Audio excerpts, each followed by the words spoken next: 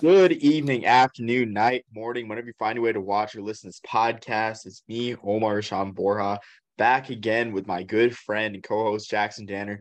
And it's just such a wonderful time of the year. We're not coming with a bowl preview, but with our first All-Star game preview of the year, as this weekend on a packed slate we have on CNBC and Peacock for those of you that would rather watch on mobile devices or your laptop. We have the HBCU Pigskin Showdown coming live from the Marion Military Institute in Marion, Alabama, deep in the heart of Alabama in the Black Belt. But before we start off with our preview and players to watch, Jackson, how's everything going? It's going good, man. It's going good. As we've talked about before, if you are a fan like myself of all the All-Star games, no matter what level of college football it is, you partake in all the college football bowl games, and you also follow the National Football League. December 17th is probably one of the busiest days of the year on your calendar. So a lot going on as a Florida fan. Obviously, we've got the Las Vegas Bowl at 2:30. Wouldn't miss the HBU Pigskin Showdown for the world, though. And then a very intriguing Miami at Buffalo nightcap following on NFL Network following all these games. So it's gonna be a really fun Saturday, man. I can't wait. But before we get too much to anything, we're recording this on Tuesday, the 13th. Do want to say, obviously, some very sad news in the college football world today of the passing of Mississippi State head football coach Mike Leach. Omar, I don't know about you, man. I think we've both followed Mike Leach's career for quite a while. And it's just no words for everything. I really feel for obviously the Leach family, the whole Mississippi State family, and it's just everyone who loves college football. Like it's just a sad day. So I know Mike Leach, for myself as a Texas Tech grad, is responsible for my earliest memories of what would eventually become my alma mater from the late 2000s. And so that's where it really resonates for me. But I'm sure no matter, you don't have to be a Washington State, Texas Tech, Mississippi State, Kentucky, Cal Poly, Valdosta State, Oklahoma, you name it. You don't have to be a fan of any of those schools to really feel the impact of his legacy. So just a sad day. Yeah, absolutely. I mean, just reminds you that tomorrow's promised to no one. So just cherish your loved ones while you can. And really, college football has lots of great personality. And there really isn't much to say about that. Just so many great moments with the teams he coached and with so many great press conference moments with him. So he'll be sorely missed. And yeah, there really isn't much else to say that you can put a wrap on it or put a bow or anything on it. I mean, it's just a sad situation. Yeah, man. Yeah, man. Was I know we're gonna be reeling that loss in the weeks to come, but I don't want it to deter us from celebrating the HBCU Pigskin Showdown, man, and how far this game has come, how far it's gonna go. And yeah, man, we'll just kind of go over. I think today's format, we're gonna go over some of the more big picture, basic stuff in the beginning, and then we've each got a couple of players to watch in all phases of the game that we want to talk about. So, Omar, just for our listeners that might not be aware, kind of give us a little bit of breakdown of the history of this game, man. Yeah, so early to mid December is really a golden time for sub Division One, or sorry, I should say sub FBS All Star games. As last week we had the FCS Bowl in Daytona Beach on the day after Army Navy. Believe it or not, I mean there was more college football to be watched after that Saturday. It was on pay per view though, so that being said, but I mean you had the FCS Bowl last week, and then this week you have the HBCU Pigskin Showdown. That's a game that I forget how I even stumbled across it on Twitter, but I saw someone that I knew liked to tweet or retweeted a tweet from the HBCU Pigskin account. And this game started last year. They played their first game at the Marion Military Institute. At the time, I lived in Georgia, so after seeing the Celebration Bowl on the third Saturday of December last year, drove home, slept a little, and then woke up at 6 in the morning to make the 5 hour drive or 5.5 hour drive to Marion, Alabama to catch a great HBCU All-Star game. Our good friend Neil Boudreau participated in that game, played quarterback for Morgan State. It was just a great chance to see so many stars, HBCU football guys that you see on TV or on Thursday nights, like Neil Boudreau, Shannon Patrick for Bethune-Cookman. So just so many faces. So this game this year will be played again in Marion, Alabama. This time they have a TV deal with CNBC and Peacock. And the great thing is during the Bayou Classic, the HBCU Pigskin Showdown got some love. It got a nice promo during a Southern timeout or a Southern gambling timeout. So that's huge exposure for this game because the Bayou Classic was on big NBC network TV, the NBC that you get on your antenna. So it was huge exposure for the game, and we're just so excited to just help out with this game in the small ways that we do. Over the spring, we had sort of a draft show with alumni of the HBCU Pigskin Showdown. It was a blast just getting to know these players, and these were players that I saw on my TV set in the spring and summer as a USFL fan. I know Jackson held out and he's waiting for his XFL this year, but those are guys that I saw. Guys like D. Anderson, guys like Kingston Davis, Ezra Gray, who returned to kickoff in garbage time during the South Division semifinal, a Saturday night at NBC, a game that probably will draw more than any XFL game on TV, this year. But I digress. So. Wow, man, really going at it for the XFL. I did not have that on my bingo card for today for tonight's show. You got to do it for the ratings. Absolutely, man. What's a little XFL USFL controversy, right? But no, absolutely, man. This is a young game, right? Only its second annual, but it speaks volumes that it's already been picked up by NBC Sports. And as you said, Omar, extremely grateful to have just any sort of small partnership with this game that we can. I was really hoping to make it down to Marion myself. I definitely hope to next year as work just didn't really allow it this time around. But yeah, absolutely, man. What an awesome game. And there's something that we didn't have enough of, right? I mean, obviously you've got the Legacy Bowl that does get the attention it deserves with, Patrick Mahomes in attendance last year, and it's broadcasted on the NFL Network.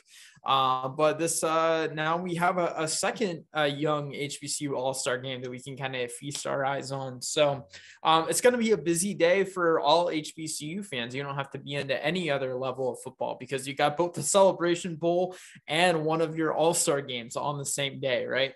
So a lot going on in that sense. But absolutely, man. I want to go over this year specifically some of the logistics, so to speak, on everything.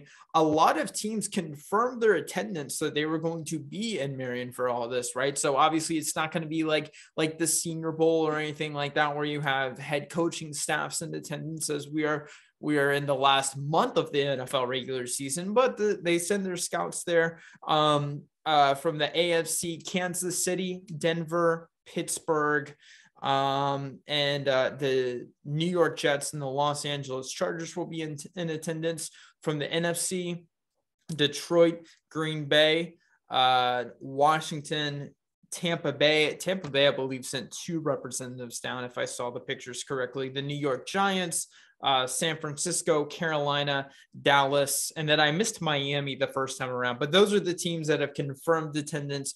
Hopefully, a few more squeezed in the last few minutes to make their way down.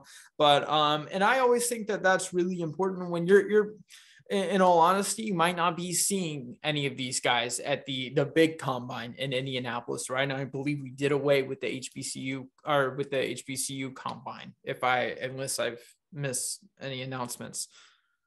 I did not know that they did away with it. I was under the... I haven't seen any sort of confirmed dates, and that's usually something that's promoted pretty highly. I could have missed that. Hopefully I'm wrong. But Dara, I was telling Coach Williams a little bit earlier today, like, man, I appreciate that we can actually get the opportunity to get accurate weigh-ins and just stuff like that, because schools inflate those numbers. Those are not reliable height weight numbers, and obviously they don't put the arm length and wingspan and all the other things that you need for the NFL. So I appreciate, I believe B3 Better Sports Performance is helping out with those. So awesome to get some accurate weigh-ins and just stuff like that. So if you're not familiar with how a lot of All-Star games work, the brunt of the scouting and the work on that is done during the week, right? These practices are going to be what's most important. You can see how they absorb information, how they apply it, and how quickly they take correction. So it's going to be awesome to see throughout this week, and obviously it all cultivate in the game starting on Saturday at noon.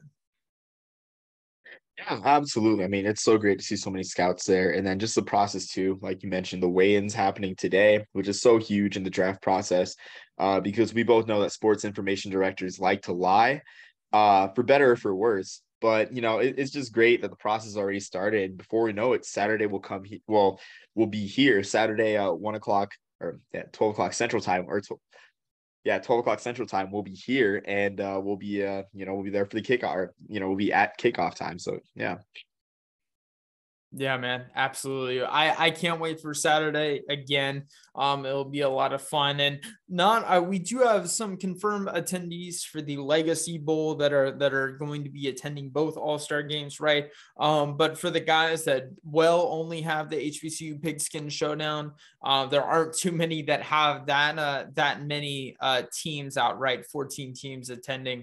So there aren't not every all-star game can say that, right? So it's going to be important for these guys to make the most of the opportunity that they do have in front of them. And I know Coach Williams and Coach Grove will get them to do so, or get them ready to do so. But yeah, man, as far as, did you want to kind of go ahead into some specific players that we're looking forward to watching, starting with the offensive side of the ball? Yeah, so when I could do research and film study, Jackson's proud of me for doing some film study. Even though it was tough, combing through 3-hour broadcasts, on my phone, on my off time at work, looking at I guess quarterbacks and just whatever players like got touches, especially on offense. It's really hard. But just skimming over the quarterback position, as of either today or yesterday, I think there's only 3 confirmed quarterbacks. So they'll want to hopefully none of the quarterbacks get injured as in any All-Star game, but it'll be especially dire here because one team will not have a quarterback if one gets hurt, but I have faith that the quarterbacks are safe, or they'll find a quarterback soon, and fly him down to Marion, Alabama, or Montgomery International, because that's the airport nearby. But looking at the quarterbacks, I like this quarterback group a lot. You have 3 guys with real pro potential, and I'm not just saying this just to blow smoke or anything, but I mean, looking at the first guy, Larry Harrington, Larry Legend, that's a guy that we covered earlier this year.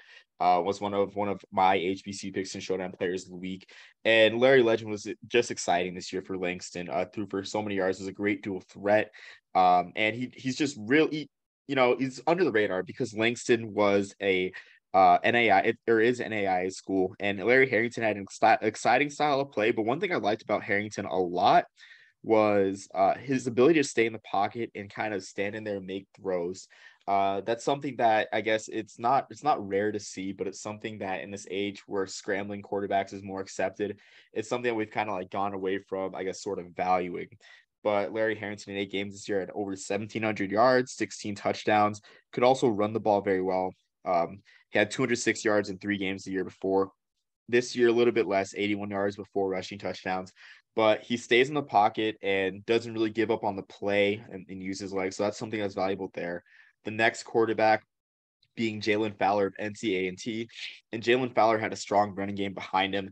And when I see Jalen Fowler, I see Fowler as a guy that can develop in the USFL with a strong running game behind him. Because if you look at the USFL last year, not a single quarterback, I don't think a single team averaged 200 yards per game passing when I was looking at it.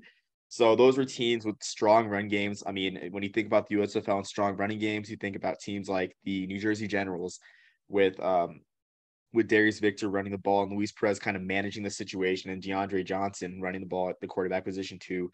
So Jalen Fowler, dual threat as well.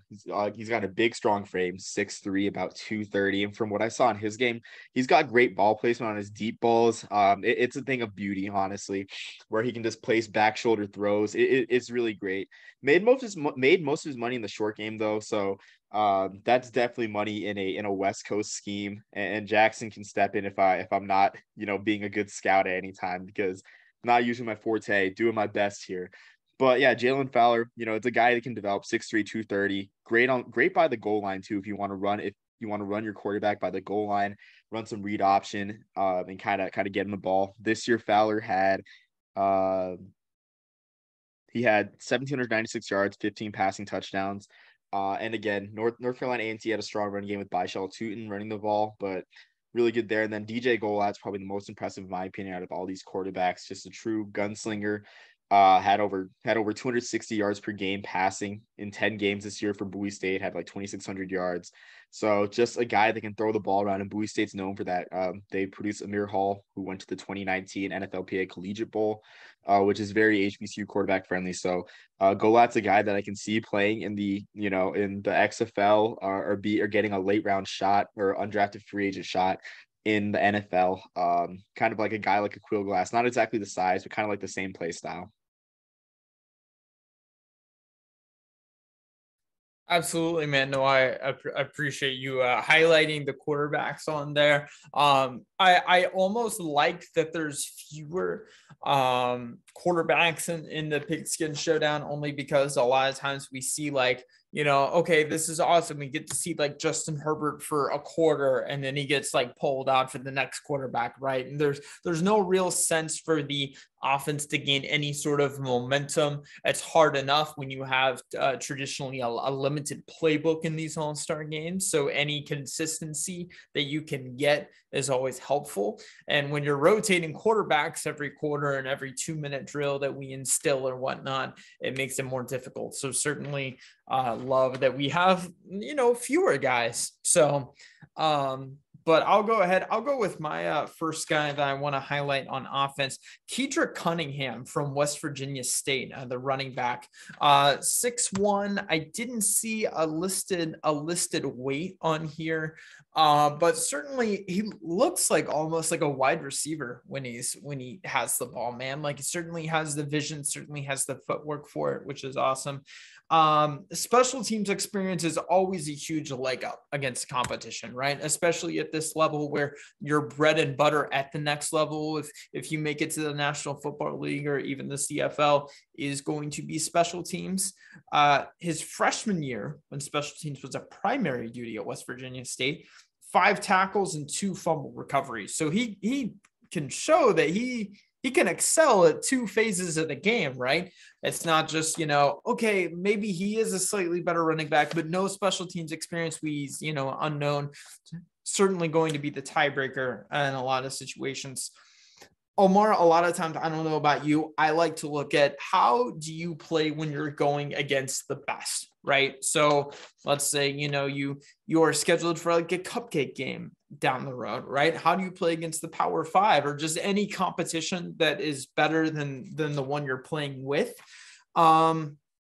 There's no real example on West Virginia State's schedule for that. Didn't really go against any Power 5 teams and doesn't really even have the level of competition that the SWAC would see.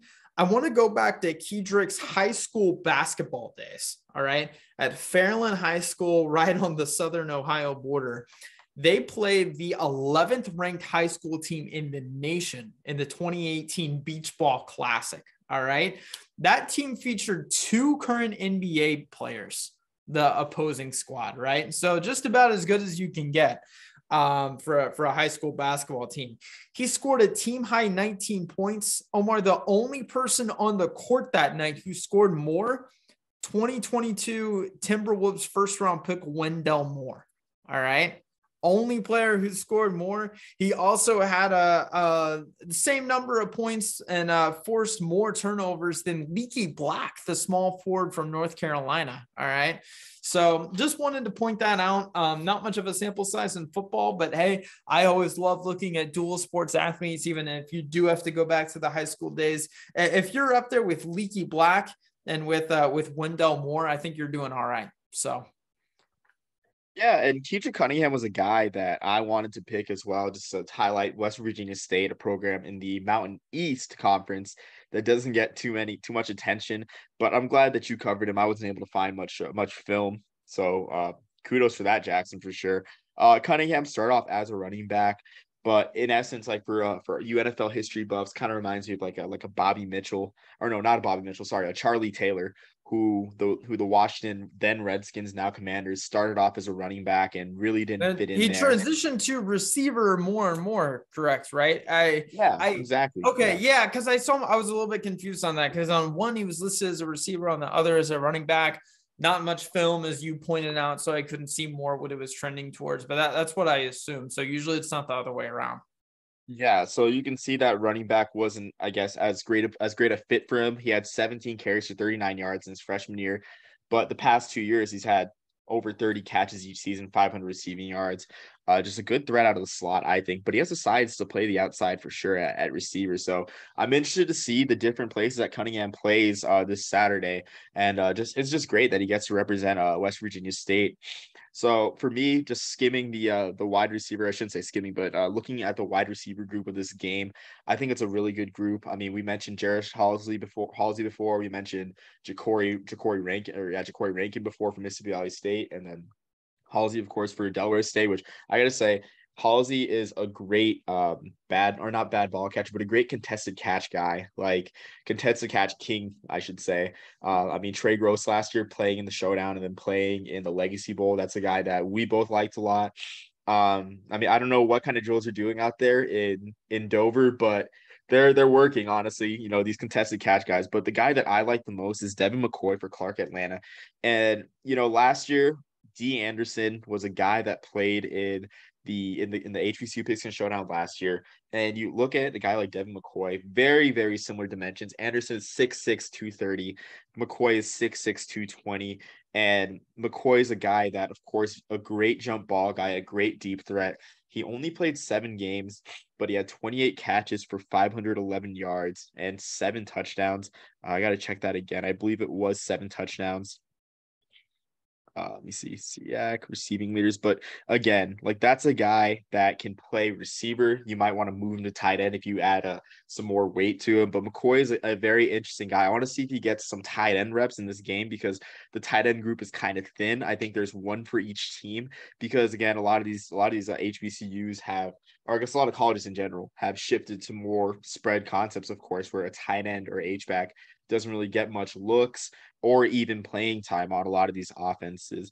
But Devin McCoy is a guy that I'm really intrigued to see.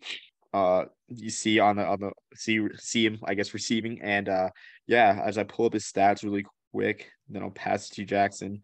Man, my internet's acting up, of course. But I do want to point out that I have seen as we are heading towards those more spread offenses and all that, the college level, I have noticed, I have no formal statistics or anything, some larger wide receivers lining up as a attached to the offensive line, right? Even in a 3-point stance, I've seen to where it serves as more like a 12 personnel, 13 personnel, even type set, even though it is a wide receiver out there, gets them more involved in the run game, gets them a little bit more exposure to a different side of the game.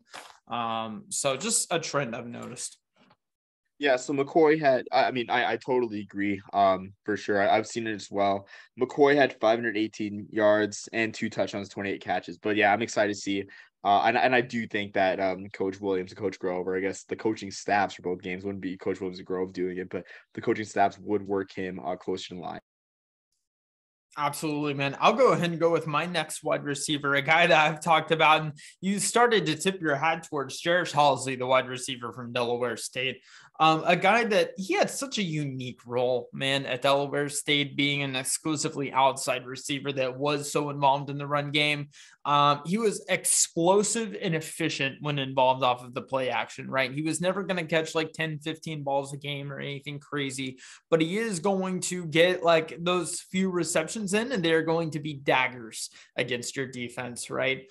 Now, part of that is helped by Delaware State's scheme, right? Defenses are going to load the box more. It isolates him in more one-on-one matchups on the outside to where there's, maybe only one post safety that can't get all the way to the sideline in time. There's not playing much cover 3 out there. All right. So I am looking forward to seeing how he responds to the different types of offenses that are going to be ran in the game this week. I know he's going to be probably the most impressive wide receiver out there in the run game.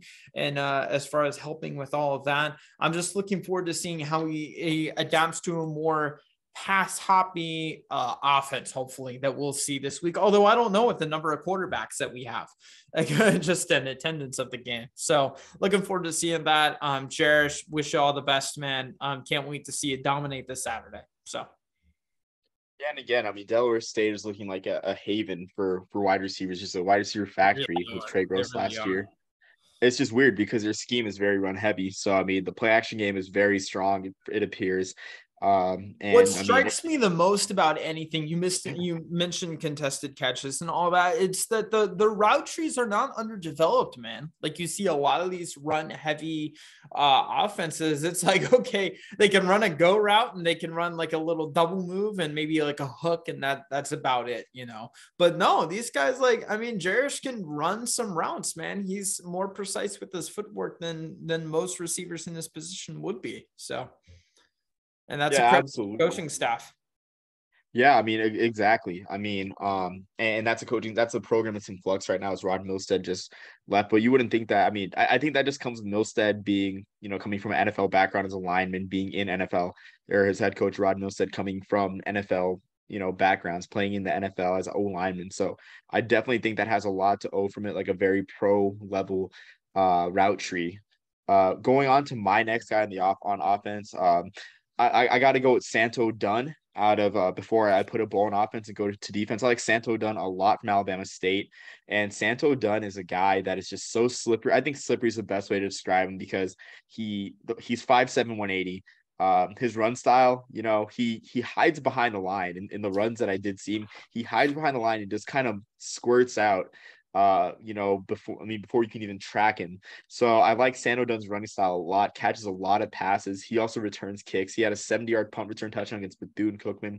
Just an electrifying player out there in Montgomery for Alabama State. I'm excited too. He'll definitely share the load with all the running backs that are in the HBCU Pigskin Showdown. But I mean, I think he'll get a lot of looks in the slot as well. He got a few passes, caught about 10 passes, I think, sharing the load in the backfield for Alabama State.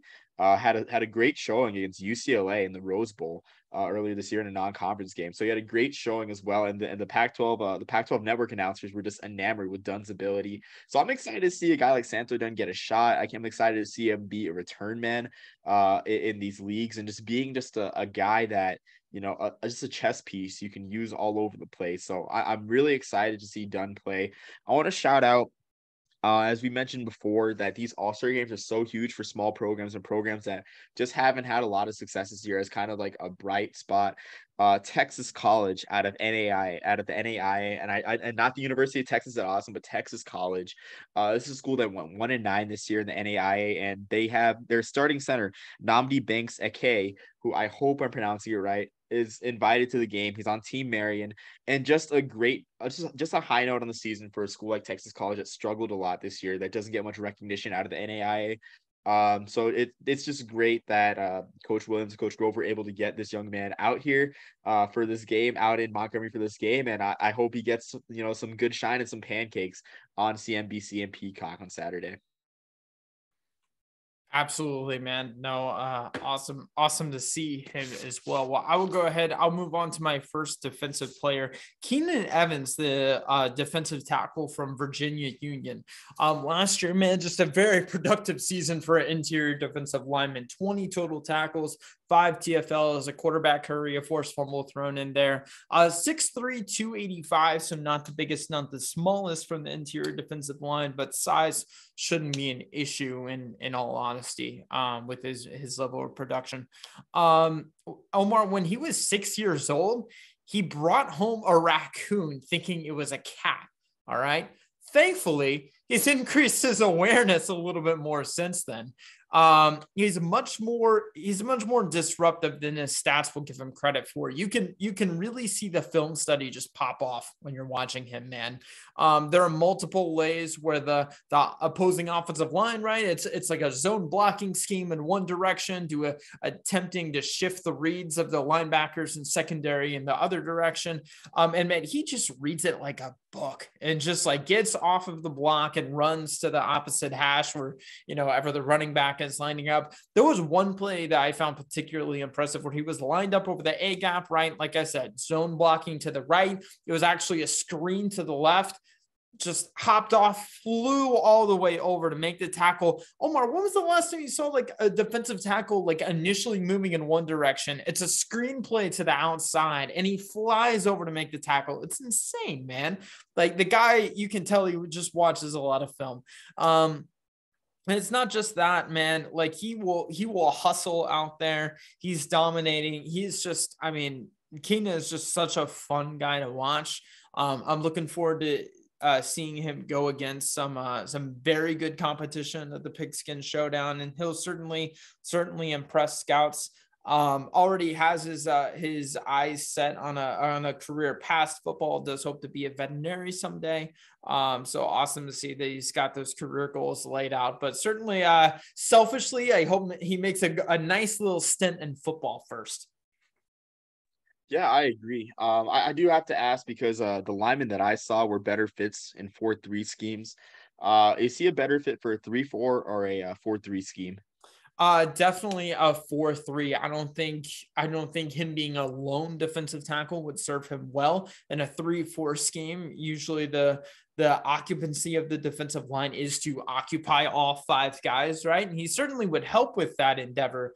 But I think he's better when he can shine in making TFLs and all that. I think and obviously that is much more suited towards a 4-3 scheme. So although like a 4-2-5 scheme wouldn't be, far-fetched with his skill set either. I think that would be probably a more realistic expectation. Absolutely. And I mean, from my observations, I do think a lot of these guys are better fit for 4-3 schemes. I'm going to highlight two linemen that I saw or that I focused on. Andy Matthews from Hampton and then Brandon Gaddy from Alabama State. Both had 5.5 tackles for loss on the year. And both, Andy Matthews has experience in a 3-4 scheme, which Hampton ran. But again, with him being 6'2", 295, I do look for him to be an interior guy on a 4-3 scheme. Same thing with Brandon Gaddy with that side, with his size at 6'3", 295. I do expect him to be more of a guy that's, in a 4-3 scheme. But I mean, this year Gaddy was just great, honestly. I mean, Matthews had 5.5 tackles for loss, but Gaddy had 10.5 tackles for loss and 2 sacks. He had 10 tackles against Miles, something you don't really see often for a lineman, a 10 tackle game. I'm excited to see him wreak havoc, and it's always good in this game when you get local talent. So I mean, it's just great that that Coach Grove and Coach Williams were able to get a few players from Alabama State with Santo Dunn, Brandon Gaddy, a couple players from Tuskegee, the Thunder and Lightning, the smash and dash combo of Torian Taylor and Dante Edwards from Tuskegee. So the local fan bases hopefully are there in full force to support their guys, with Brandon Gaddy being one of them, and Andy Matthews from Hampton too. I just hope that these guys can get footing in a nice 4-3 scheme and recapping the backfield like they did the past year.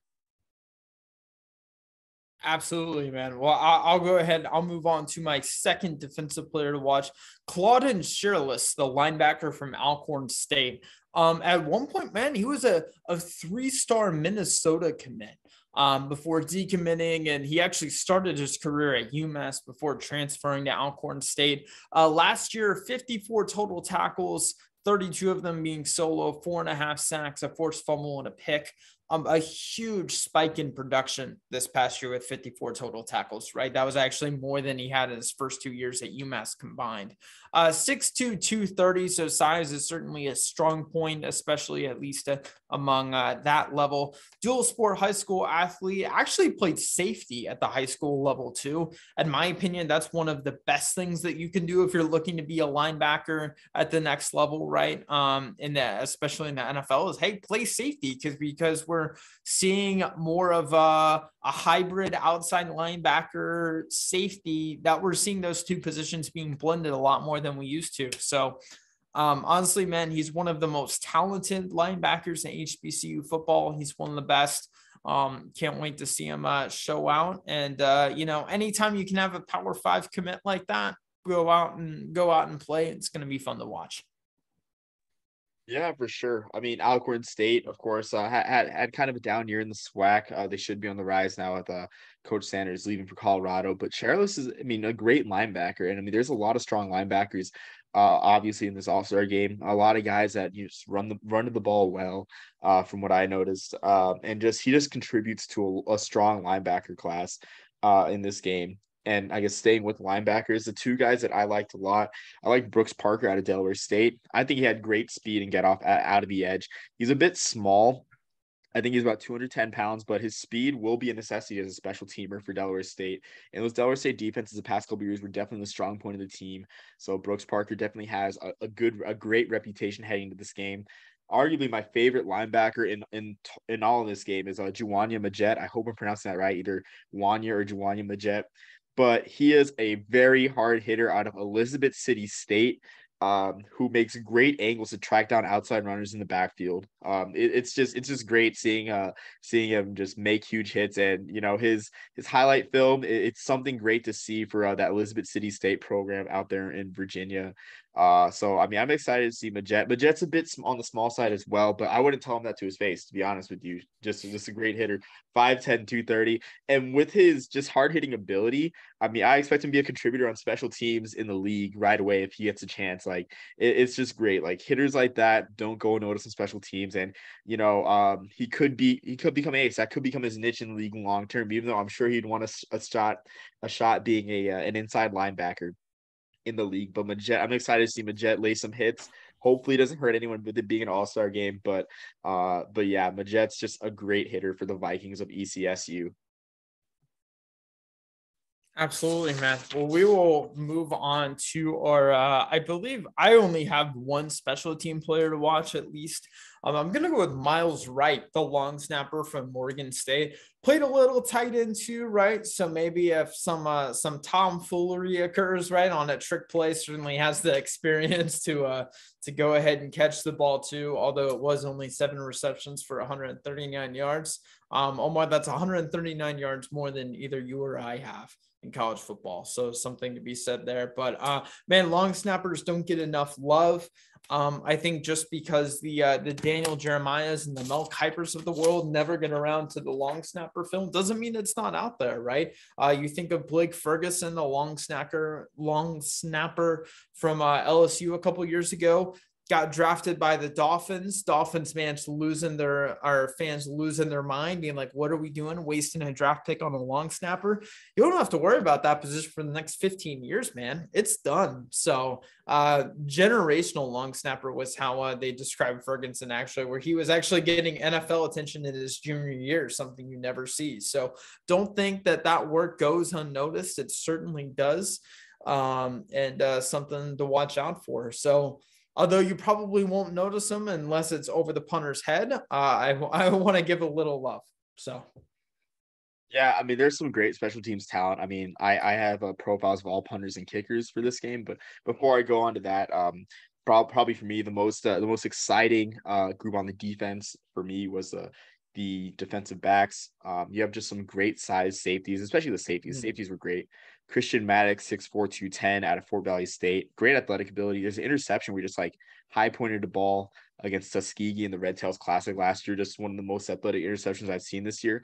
And he's played outside linebacker, so definitely a plus as well. Kind of like a Dayon Buchanan type of guy. Moving on to Simeon Burns of Chowan, great versatility, and sadly, this might be the last time we see Chowan in one of these All-Star games, as they were recently booted from the CIAA conference in Division II, as Bluefield State took their place. Sorry to put a bit of a damper there, but enjoy it when you can. Chowan in HBCU All-Star games. Burns has great versatility. He's a great blitzer. He fits well as a good third down nickel back, because he kind of played his most of his playing time in like that kind of tweener outside linebacker type of safety thing. So I see him playing on the inside a lot for Chowan.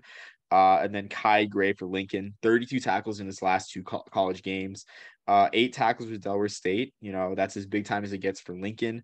4 forced fumbles. So definitely another guy to look for on special teams, and good size at 6'1", 215.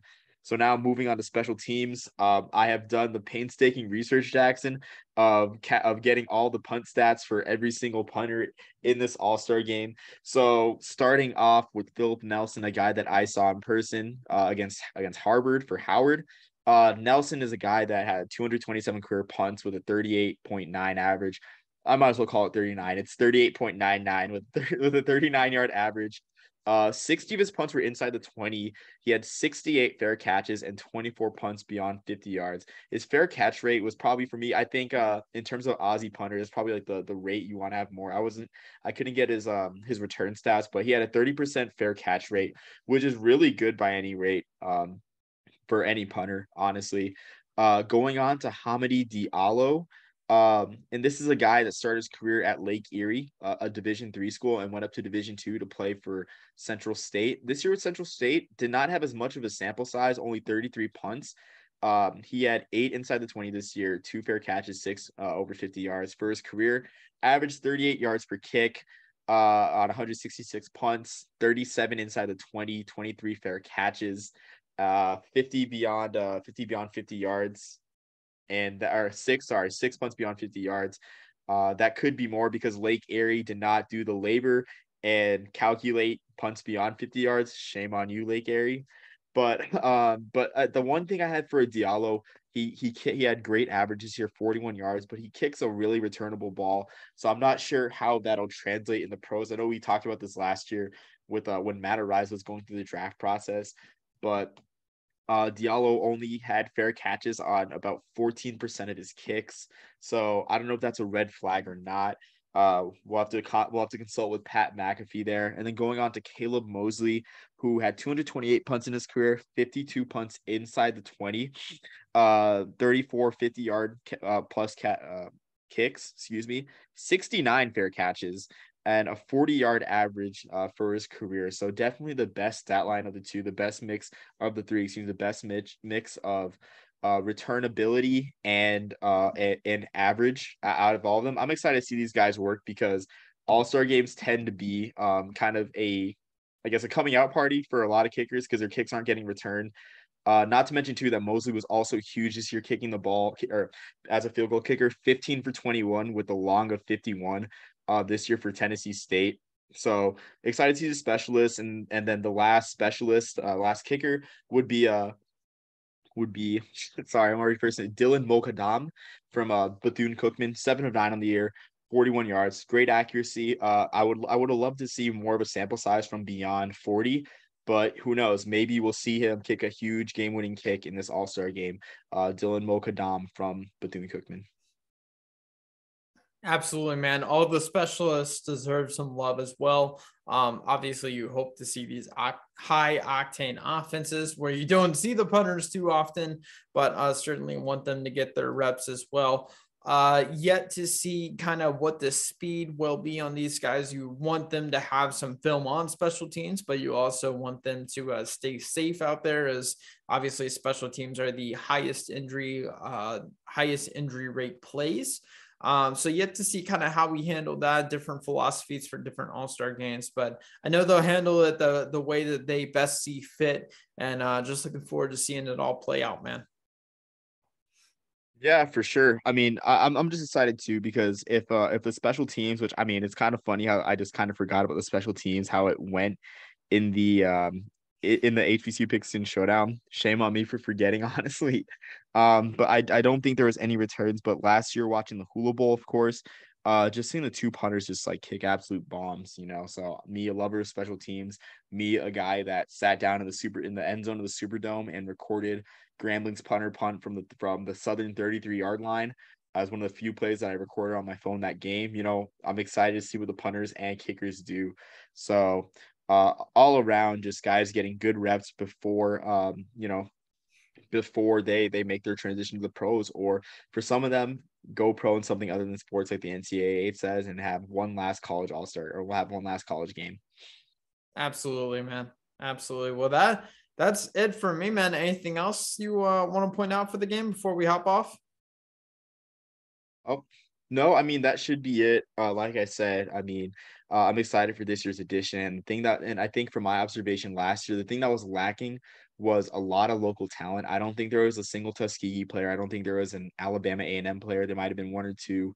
I don't think there's an Alabama State player, but the Alabama schools are just represented well in this game, and I'm excited to see a rocking crowd at the Marion Military Institute. I mean, the stadium is intimate, so the atmosphere should be great, and I mean, I'm excited for it. Yeah, man, absolutely. I'm sure that the NBC promotion has helped a lot. Certainly hope to see a good crowd out there to show off on TV. But yeah, man, no reason to not go out there. What else is there to do in Marion this weekend, right? I'm sure not that much that you can't make it out there. So excited for the whole HBCU community. And don't worry, I'm sure they'll be having celebration bowl updates on the video board. So yeah, I mean, hopefully they do. But yeah, I mean, that's all I have as well. The second of many great All-Star games during this off season, and I'm excited for it. So until next time, everyone, peace, love, and soul.